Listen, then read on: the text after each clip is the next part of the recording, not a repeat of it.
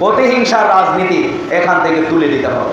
এই জন্য সম্মানিত সংগ্রামী ভাইরা আমার, তাই আসুন আগামী দিনে একটি সুন্দর বাংলাদেশ, সোনার বাংলাদেশ, দুর্নীতিমুক্ত বাংলাদেশ, অপরাজনীতি অপসংস্কৃতি মুক্ত বাংলাদেশ, যেই বাংলাদেশে আল্লাহ এবং রাসূলকে আমাদের পাঠ্যপুস্তক থেকে এই সরকার তুলে দিয়েছে।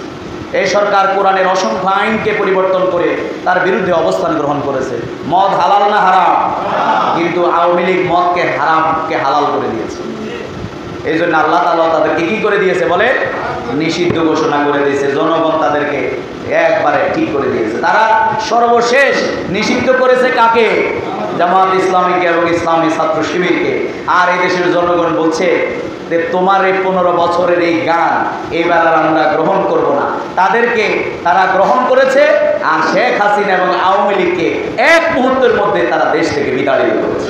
সুতরাং অন্যায় এবং অবিচার করে, শক্তি প্রয়োগ করে মানুষের ভালোবাসা অর্জন করা যায়। এই জন্য আমরা আল্লাহর ভালোবাসায় যারা মুগ্ধ হবেন, আল্লাহর গোলামি যারা করবেন, সব মানুষ তাদেরকে ভালোবাসবে, পছন্দ করবে।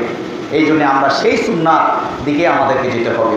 আমাদের প্রিয় নবী মুহাম্মদ রাসূলুল্লাহ সাল্লাল্লাহু আলাইহি সাল্লামের জীবনে তাকে কত কষ্ট, জুলুম, নির্যাতন, দেশান্তর সব হয়েছে, কিন্তু তিনি মানুষের উপরে জুলুম, ওমা আরসালনাকা ইল্লা রাহমাতাল লিল আলামিন, তিনি সবার প্রতি দয়া প্রদর্শন করেছেন।